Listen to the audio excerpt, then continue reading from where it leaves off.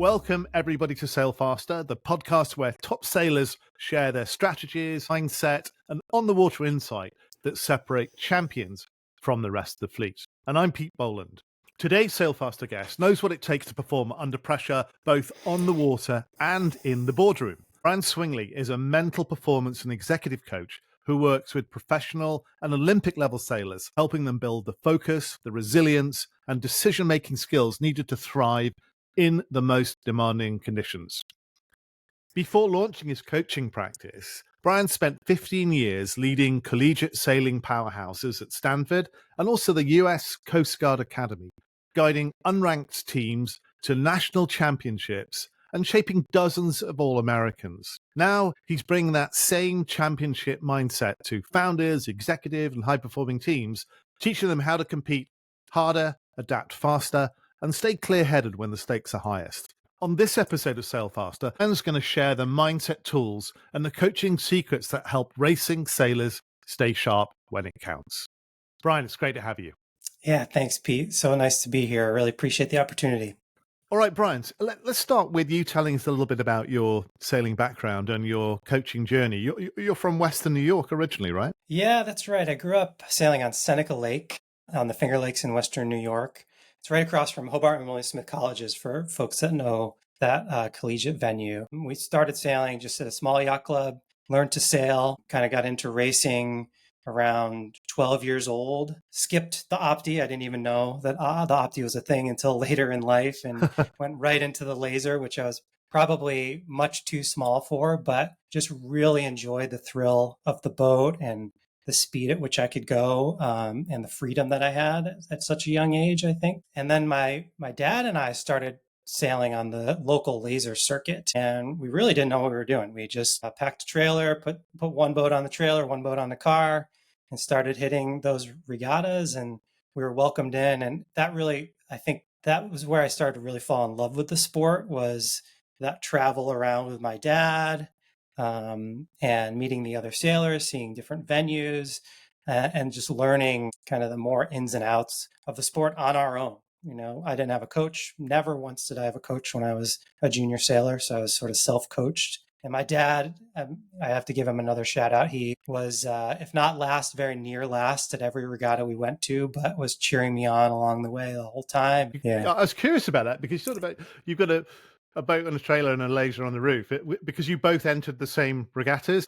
Yeah, it was a really cool experience. You know, we had nothing in it but just fun. And as I progressed, my goals got higher. Again, it was just the local circuit, but I started to, get a third place here and there, and started to notice some of the things that I was doing repetitively that were working. And I was noticing the practice that I was doing on the water was helping with my performance. And I think that was a key mindset that helped me from an early age. There were no coaches telling me what to do. My dad was at work during the day, so it wasn't him. It was just me going out there and doing 100 tacks or 100 jibes, or trying to surf waves from boats coming in and out of the marina. That was what I would do. So you were pretty much self-taught at that point, right? Yeah, that's right. What drove you to do 100 tacks and 100 jibes? That's a really good question. I never thought about that before. I bet it was some bit of reading that I was doing, perhaps Sailing World or something of the like. One of the first books I ever really recall getting into was Ed Baird's. I don't even know the name of it. I have to remember it, but it's a red book about laser sailing. And I probably just took some of those tips and tried to repeat them. Now that we're talking about it, it seems like I really knew what I was doing. I was also quite naive. I didn't know how big the sailing world was out there. I recall applying to the youth champs once. I probably saw that in the Sailing World magazine. And, if you're one of your top sailors, apply to the US Sailing Youth Championship. And I was like, oh yeah, I got third in this local regatta. I'm definitely one of the best, And how hard can it be?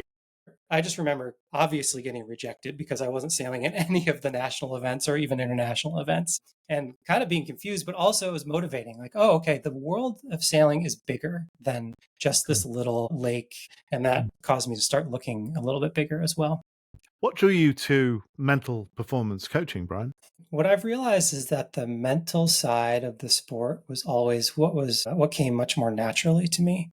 Over the many years and the the coaches I had the pleasure of working with. And in the college sailing setting, you get to sit on the coach boat with a lot of world-class coaches. And so I would just listen in on they were telling their athletes, to be fully honest. And so the technical skills came. And I worked really hard on developing those and provided great value in the technical game for sure. What was always innate to me was the mental side of it.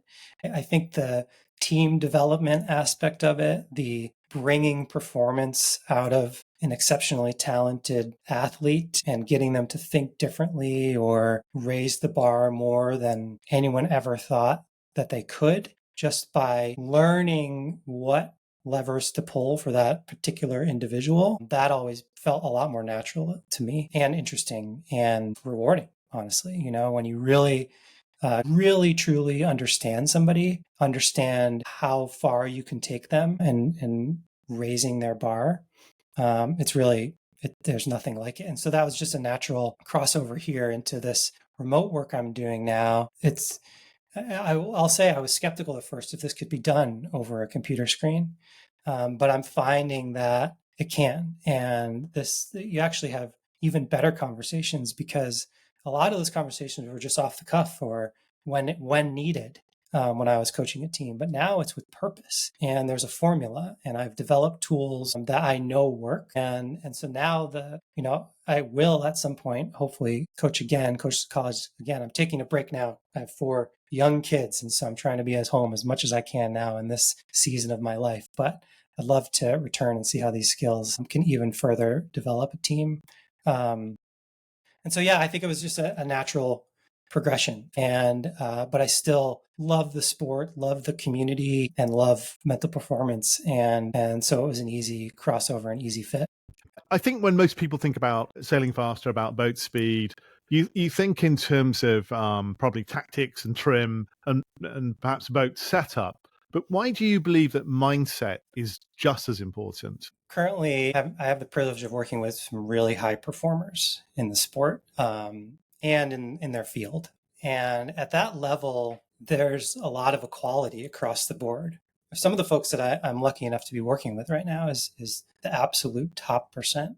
And so they've trained those things over time, those components that you talked about over time, the speed, the tactics, the technique. And so what really is the difference maker, in my opinion, is that mental edge. Can you get yourself to recover quickly under pressure, to make good decisions when it matters the most, and to do it repetitively over a series of a regatta or races? Yeah, that makes total sense, because if you think about any sport, whether it's, sailing or soccer or basketball or cricket or, Formula One, right? What separates the top sort of 2, 3, 4 people or 2, 3, 4 teams is it's nothing. It's hardly anything technically. It's slivers of time or abilities. And so I get that it's the more skilled you get, it feels like the mental side of it becomes bigger and bigger as a differentiating factor, perhaps. No, that's right. And if you really pay attention, all of the pro leagues, the pro professional that are individual athletes definitely have some type of mental performance practice and very likely have a mental performance coach. And the teams have sometimes a staff that are dedicated to this. And that's one thing that I think our sport could use more of. There's a lot of really great sailors who know that this is an important element of it. A lot of them have been on your podcast and I've listened to them. There's been some really good insights there, but they are still sailors, pro sailors. They're not the ones paying attention to this and learning how this work can intimately affect performance in sailing. So what are some of the common barriers that you see that these kind of sailors come up against on the race course? You'll laugh, but I think one of the biggest ones is how teammates talk to each other. And if you think about that Wednesday night beer league, Saturday races, how often you hear yelling on the race course, as an example, right? And I can tell by the way you're laughing that resonates a little bit, right? And what's happening I wasn't there? a yeller. No, I wasn't suggesting that at all, Pete. I wasn't suggesting that. It's more other boats yelling at me. That's right. So not only is it boats yelling at each other, but it's very commonly teammates yelling at each other, or the helmsman yelling at the team, or at least delivering their communication in a way that is not productive, right? And I think that that's one of the low-hanging fruits that we can start to correct across the board.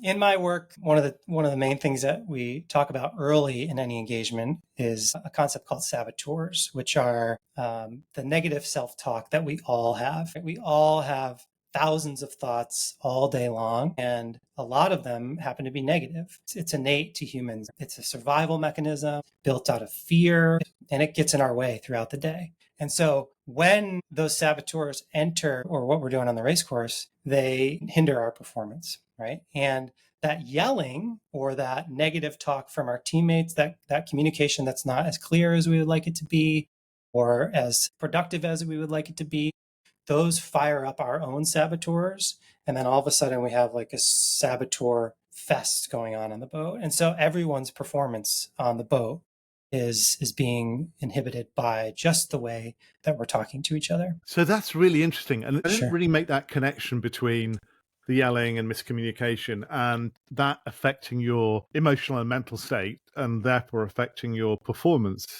Really interesting. And can I ask you a question about how do you start off? Would you go out with me on a race course and observe it and then come back with a list of here's the 10,000 things you did that we can improve? Well, most of my work is remote. I definitely have spent some time with clients in person, but most of it's remote because most of the work is from within. And the vast majority of the wisdom that anyone needs is within. And it's just a process of uncovering that through some deep questioning and thought, and then learning what drives that person to a higher level of performance. And so to directly answer your question, we would do this work ahead of time. What are your saboteurs, right? Or what are the ones that are activated the most for you, right? We all have this master saboteur, it's called, in the model that I use, the judge. So we're constantly judging ourselves, we're constantly judging each other, and we're constantly judging our circumstance, right? So the judge judges the way that we got off the starting line, or the placement of the boat within the fleet, or the way in which the spinnaker went up or down, or the way in which a sail is trimmed, or whatever. And so the judge will say, well, that's not right. You're not performing it the way you should be. But this, again, is based in fear and negativity and survival, not in creativity or resilience or positivity, right? Which is a major difference. And then some of the other saboteurs may come into play there. A very common one with high performers is the hyperachiever, right? And so we are only happy, we're only satisfied if we're achieving that result that we want to achieve. And so the whole process is based in fear and based in survival, not and because we're only valuing our worth based on how the ultimate goal is achieved or not, right? Whereas if we're designing a process in which we're celebrating all the moments along the way and the development along the way, and we're very clean on how we're communicating with ourselves and with each other, then most of the time the goal is accomplished, but it's accomplished with a great more sense of balance and peace and ease, as opposed to that negativity and stress and restlessness that comes along with that hyperachiever mentality. I was really surprised how many people who've been on this on Sailfaster, top sailors, Olympians, that sort of thing, who will often talk about the imposter syndrome as being a barrier to them. And that is that feeling that I'm not worthy, I'm not good enough, I'm going to be found out in my next race, in my next, whatever it is, the next speech I make, that I'm not really supposed to be here. Have you seen that too? I'm just curious how widespread that is. Yeah, I think that's very prevalent, not just in sailing, clearly, or high level sailing in life. There's a great mental performance coach that I follow named Dr. Michael Gervais, who just wrote a book about this. It's brilliant. And his concept is the fear of other people's opinions. And his argument is that the first rule of mastery is not worrying about other people's opinions, right? And only worrying about what matters to you and how you're performing. That's very hard to get over. It's exceptionally hard. There's no doubt about it. And you bring up a good point where I'm suggesting very difficult things here, right? Like the highest of the high performers are willing to do the hard work, right? You talked about earlier, The high performers are willing to put in the work in the gym and in the sail testing lab and out on the water, the countless hours on the water. And the most elite performers in the world are also willing to put in the hard mental work that this takes, because it's not easy work. It does take time. It takes some deep level of thought, and there's a lot of humbleness that has to come along with it.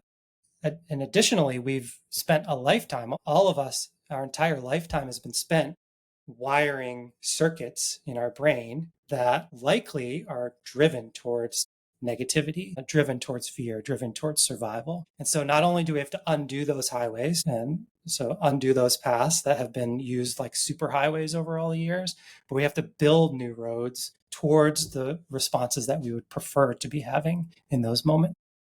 I know you coach top sailors. They must think that the way that they've been operating so far has got them to this point. I suppose it's that old sort of business thing about what got you to here may not be what you need to go further. Do you get resistance? Do people push back because they, as you say, you wire yourself to cope with anger, rejection, whatever it is? Yeah, that's totally right. And I think the argument is perhaps you've achieved those great things because your motivation has been based in fear and negativity. But for one, how has the rest of your life been balanced along that way? How are your relationships? How are your other interests? How are you treating your teammates? And could you be achieving those great things while also having a really well-balanced, purposeful, joyful life? And the other thought is that if you're consistently living in fear and survival, eventually it'll crumble in some way. It's not sustainable forever. And so perhaps you achieve that great thing, but then what is the crash afterwards? And then how do you return back to normal life? It almost doesn't matter the sailor or the athlete. There is a life behind all of that as well. And it's how we show up there that matters, I think, just as much as how we show up on the race course. I love that point because you could be doing brilliantly at a sport and yet be empty, lonely, and unloved inside. That's right. It's interesting, this, Brian, because it clearly isn't, jumping on a boat and telling somebody you should be kinder to your teammates, you should stop shouting. That's not what this is about. That's You're right. really rewiring people, it sounds like. How long does it take for somebody to rewire themselves like this?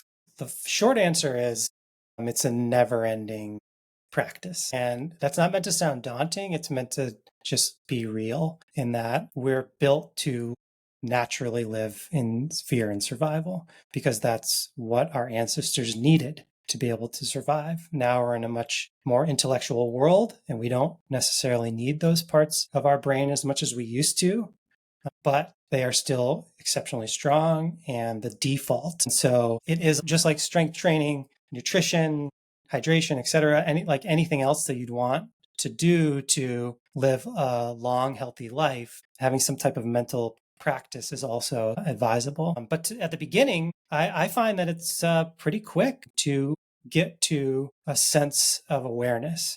I know this is a hard process and it could be quite daunting, but what's the process that you take people through? Because presumably people see progress along the journey. Yeah, although I just said it's a lifelong practice, in the beginning, once you start to develop some self-awareness and some tools that you can use, you start to see results really quickly. And the folks that I'm working with, they're there because they want to improve these things. And so they put practices into place where they start to see things progress really quickly and see their performance. What would be those things that you'd see typically you see early on? Yeah. So the model that I start every engagement with is called positive intelligence. And I think of it as kind of a mental fitness boot camp.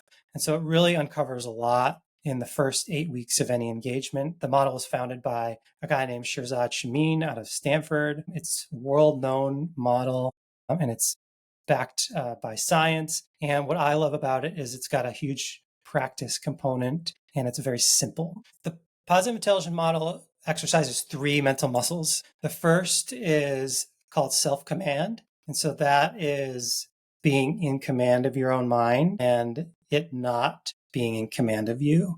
We talked about those thousands of thoughts that we have on a daily basis, and it's taking back control of those thoughts and with purpose and understanding how you can, on an ongoing basis throughout the day, have command of your own mind. The second is called the saboteur interceptor. So we talked about the saboteurs earlier as well. They're things like the judge, the hyperachiever, the victim, the hypervigilant, the restless, right? We put names to all these. There's a whole gang of them. There's a whole gang of them, yeah, and they're all teaming up to ruin our performance on an hourly basis. And so we learn how they show up for us, right? So, you and I, Pete, might both have a stickler who wants everything to be perfect, but my stickler shows up differently for me than yours does for you. And so we understand how it shows up for you, not only when throughout the day, maybe who you're interacting with, but I think most importantly, how you're feeling it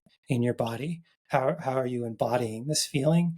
And then what do you want to do with it? Right. And so one of the very first steps is being aware of your judge. And so this is an easy one people can think about, is just noticing when you're judging yourself, when you're judging a circumstance, or when you're judging someone else. And that's it. You'll gain a lot if you simply become aware that you are in judgment. And then, we have a whole list of tools that we use to then turn that judgment into productivity, into creativity, into something positive. But just becoming aware of it alone is a huge step that most people don't do. And then the third muscle is called the sage powers. And so those are things like I was just mentioning: exploration, creativity. One of the biggest ones is empathy. And it's typically empathy for ourselves along with empathy for others, right? You asked me about that imposter syndrome a couple minutes ago, and we're not being very kind to ourselves in that moment, right? We're not giving ourselves a lot of love in that moment.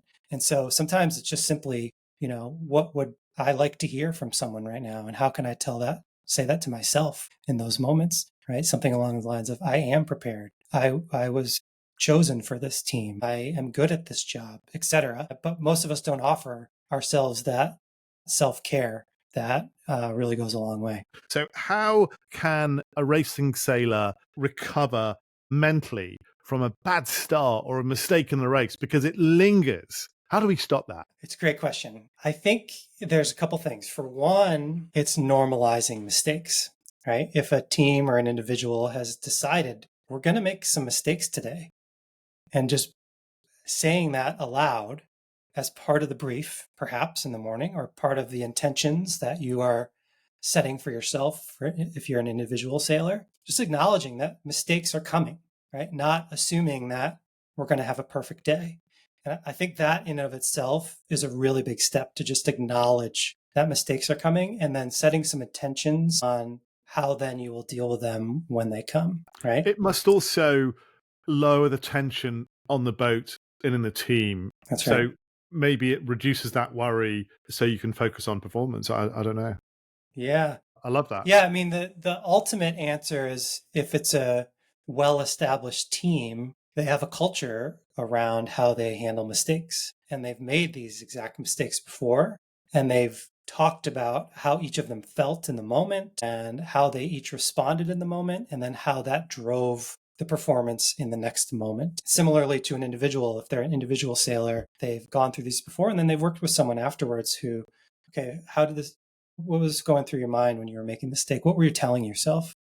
And perhaps what do you think you needed to hear instead of what you were telling yourself in the moment? And setting that practice in place for then the next time that a similar mistake comes. So we've already rehearsed how to perform when mistakes happen on the race course, right? So we've established that we're going to make them, and then we've also rehearsed how we're going to handle them. A third thing is becoming as present as you can be in the moment. Like what's important now after a bad start is not debriefing the bad start. It's putting us in a position to take advantage of the next shift or the next lane or whatever that might be. It's, if I'm a teammate who's noticing someone really berating themselves about their performance on the starting line, it's me getting them to be more present and think about the next move, right? So what's important now? There's a great sailing analogy about, imagine that your boat has been dropped from a helicopter in the middle of a race course, right? And with no prior knowledge to how you got there, and then being able to perform and execute from there,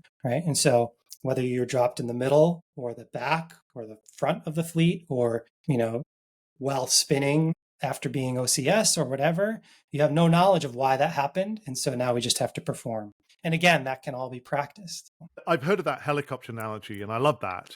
It's obviously an artificial construct, obviously, but it forces you to focus on, right, if I've just been dropped into this boat and they kicked Pete Boland out off the back of it, what do we do? What are we doing next? What do we prioritize next? I really like that. Brian, let's go back to sort of prepping for a regatta, which I've heard so many top sailors spend so much time on mentally and sort of operationally as well. But what's your recommendation for racing sailors to get into the right headspace before the start? Well, you mentioned operationally, and so I want to hit on that for a second. I think everyone knowing their roles and responsibilities before dock out and is key. Fewer decisions you have to make in the morning, the more that you've hashed out ahead of time at previous events or at previous team meetings, and the less that we're trying to organize the day of the first race or even the day of, the medal race or whatever, the last race, we're still sorting that out. The more that's sorted out logistically and operationally, the more space the team will have to think about performance. And I think it's really important to delegate who's doing what on the team. And that team could be an individual with their support group around them who's doing what, or it could literally be, the team who's doing what. And I think, I think it's really important that even the leaders or the perceived leaders on the team are willing to raise their hand to do the tasks that no one wants to do in those moments, as just an aside. I think I also think a really important component is setting intentions. Okay, so both the individual can set the intention of how they want to show up for the day. Right? And so thinking about their role on the team and what the team needs from them. And then therefore, what is my intention today? Is it my intention to be that calm, always there presence that is ready to answer the question, but not speaking up too much? Is that what the team needs? Or is it my intention to be highly energetic and motivational? Is that what the team needs from me? Right. So just kind of identifying the role in which you will provide the most performance to the team. Sometimes those can be voiced to the team, right? Like, here's my intention for today. But then it's also the team talking about what their intentions might be for the day. Okay. And it's hopefully not, let's go out and get a bunch of top threes or whatever. Okay. Let's make sure we are communicating clearly. We are accepting feedback cleanly, or checking in with each other, that we are all staying within our lanes. An intention could be, we're first off the dock. That's an achievable, something that you can control, right? And then that leads me to it. These have to be things that you can control. And this has to do with going back to our early conversation about fear of other people's opinions. You are not in control of other people's opinions, right? You are not in control of your ultimate result on the day. There's a lot of factors that can come into play. What you are in control of is how you show up and how you do your job. And then if you're doing that well and consistently, that will lead to performance, right? But your intention can't be anchored on that ultimate finish that you'd like to have at the end of that day or the end of the series. So, Brian, given your experience, you must have plenty of examples from your coaching where these kinds of mental shifts made a significant difference in sailing performance. That intention piece that we were just talking about has been the one that I found to have the greatest impact on the team's performance. A lot of times a team that's put together of all pro sailors, any one of them could be in any other role on the boat and perhaps performing at the same level that the person that's in that role, or perhaps even better, or at least they know some tips and tricks and are judging that person's performance in the moment, and then therefore likely not 100% focused on their job and their role, right? And I think there's one specific example of a client I was working with who was bopping around at different roles and different teams. He was the head sail trimmer on one team, the tactician on another team.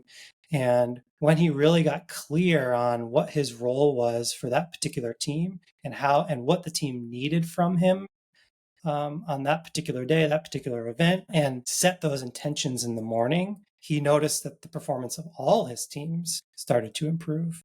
And we can only control what we can control. We can't control our necessarily directly our teammates' performance. We definitely can't control the work that they're doing mentally, but if we are staying in that positive mindset in our lane, doing our job really well, then those mirror neurons start to fire for our teammates. And so you do actually start to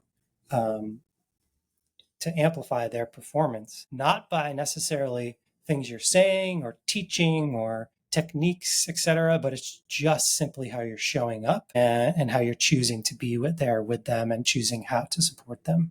I've been on boats where, on your own boat, where somebody starts criticizing somebody else's performance. It's distracting and it turns off the team for sure. And if you're driving or trying to focus and that's going on, you're sort of looking 45 degrees away from where you should be, that slows the whole thing down. So what you're referring to there is just sort of a feeling, right?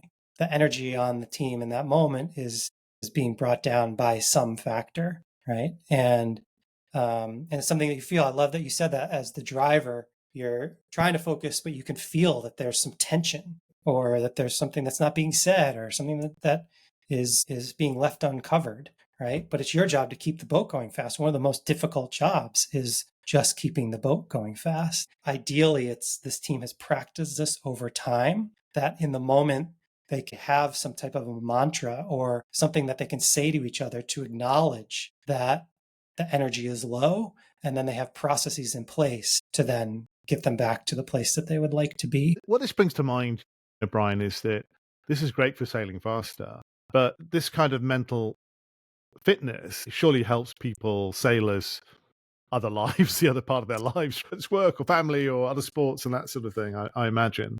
With mental performance work, you're never just focused on your profession or your sport. It's a really holistic look at the human and how they're performing in all aspects of their life. It's really common with pro sailors, as an example. They live different lives. They're on the road at a regatta, perhaps doing boat prep practice, intense regatta schedule, packing the boat up, and then inserted back into family life or their personal life for a week or two, and then back to the next event. And it takes some constants throughout that to make sure that you're performing in both of those roles, again, that you'd like to perform in, right? And so I work with a lot of pro sailors who we talk about, how do you want to be when you're back at home? What are some triggers for you when you're back at home? Similarly, when you're at a regatta, what are some constants that you want to make sure that you're bringing with you?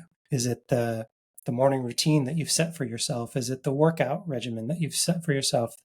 The way that you're eating or hydrating, right? What is the constant that's going to keep you better performing once you return from this event?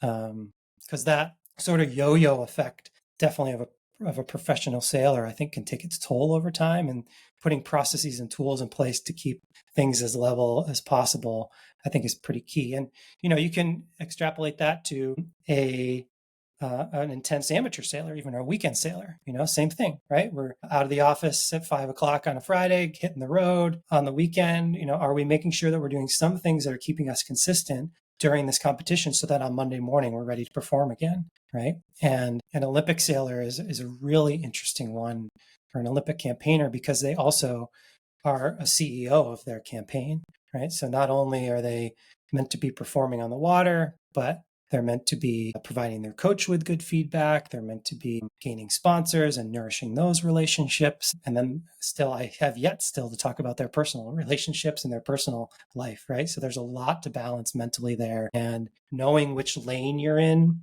any given day, sometimes any given hour, is really important of how you want to show up, but also what are the constants that I know I need to maintain.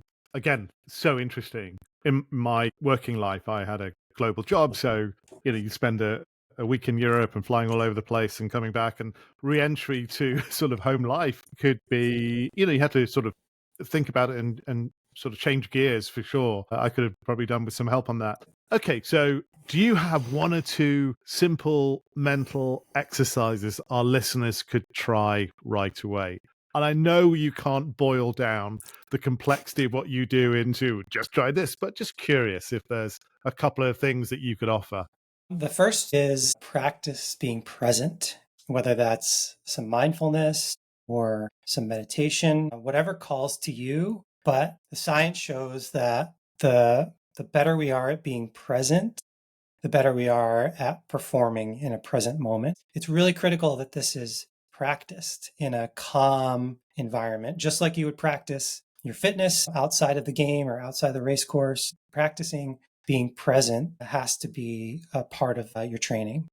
And so there's lots of ways to do this. A simple one is to just allow yourself to enjoy the morning without any emails, without any social media, without looking at your phone, to really taste your coffee or your tea or your water, to take a look outside and just see what outside looks like, what the weather looks like, take a couple deep breaths, right? And again, it doesn't have to be for an hour. It doesn't have to be a 20-minute meditation, but literally 5 minutes of just being present in the morning as soon as you get up, then energizes your brain for the rest of the day.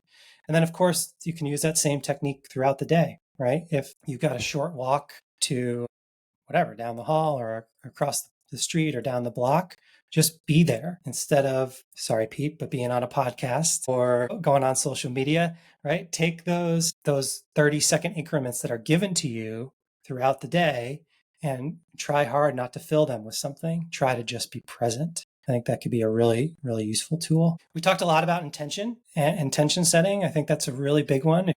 Decided ahead of time how you're going to show up and why that's important to you and why that's important to the team and to the role that you're going to be in that day. You've already done a lot of work there if you've just decided what your intentions are. But then it's also, how do you notice when you're stepping outside of what you intended to do for the day or for that event, right? And then that this is a little bit of the deeper work of what are the tools then to get you back towards what you've committed to. But the simple one is just taking 20 or 30 seconds at the beginning of whatever the task is. If it's a board meeting or a big event or a call with a sponsor, whomever, whatever it might be, just what are my intentions for this? And by that, I mean, how am I going to show up? How am I going to be? Yeah, and then another foundational tool that I use at the beginning of most engagements is this concept of MEDS RX, which is a guy named Brendan Bouchard. I hope I'm saying his name right. He's a high performance coach, came up with this concept. It stands for mindfulness, exercise, diet, sleep, relationships, and then your X factor. And so let me just quickly go through those and why we find them to be so important. Mindfulness is finding a way to be present every day. And again, what suits you? Is it just some breath work for 30 seconds? Is it a meditation? Is it a yoga class? What are the things that bring you some mindfulness? Exercise is an obvious one, but there should be exercise in everyone's weekly routine, I'll say, with some consistency.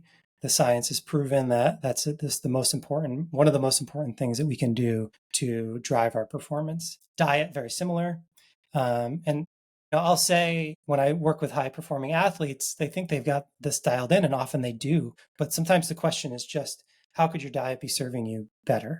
Or what are some things that you have been meaning to implement, but you haven't yet? And then those get implemented. Sleep, again, if we don't have enough sleep, our brain's not doing the work in the evening to then be able to perform the next day. Relationships, what relationships do we need to nourish to better our performance and better our teammates' performance? There's a really interesting study by Harvard about adult development and happiness and fulfillment, which all are drivers of performance. And the single thing that they found is the most important is relationships, is having good relationships within our life. And so we talk about that early, are there relationships that needed? And then I think one of the coolest ones is the X factor. What do you know that you need to drive your performance, to drive your well-being? Is it good music? Is it, again, similarly, playing the guitar? Is it reading? Is it being in nature? Right? What do you know that you need? And are you giving yourself enough of that? Are you dedicating enough time to that throughout your day or throughout your week? All those things not only will make you happier and healthier, but those are all direct drivers of performance as well. Brian, this is fascinating stuff, obviously, and really useful. Just those 3 or 4 tools that you mentioned there are sort of very viable things to do. Yeah. So it's a fascinating subject. How do we get in touch with you to learn more about what you offer? Well, primary spot right now is on LinkedIn, and my email address is on there. And so folks can find me there. I also am about to roll out a couple pods that I'm hoping sailors will be interested. I think that the sailing coaches across the country could do a better job of sharing knowledge, particularly around mental fitness and mental performance, which I'm interested in, but just simply how do we all elevate our game? And having been a member of that community and still consider myself a member, I'd love to facilitate that type of conversation so that we can all raise the bar. But I'll say the real work is the one-on-one work, and that's sometimes the most difficult, is being asked the hard questions and being asked to look deeply within about what drives performance for you. What are certainly some things that inhibit your performance, and then how do we create systems and consistency around the things that are working for you that can sustain performance for the long term. Okay, so I'm going to drop your LinkedIn information into Instagram posts and also the description of this, so people can reach you that way. So, Brian, you're a fascinating, inspiring speaker. This is really interesting, and it's part of the sport that a lot of top athletes bring up again and again and again as being part of what they do. Luke Lawrence talks about meditation a lot, and so on, and many others do too. But it's really interesting to hear from a practitioner about how these kinds of programs and models are applied. So I really enjoyed this time with you. Thank you so much for being on Sailfaster. Well, thanks so much for having me, Pete. I can't wait to hear what conversations might come out of this. And so I really appreciate the opportunity. Wonderful. Great stuff. Good to see you. Take care. All right, you too.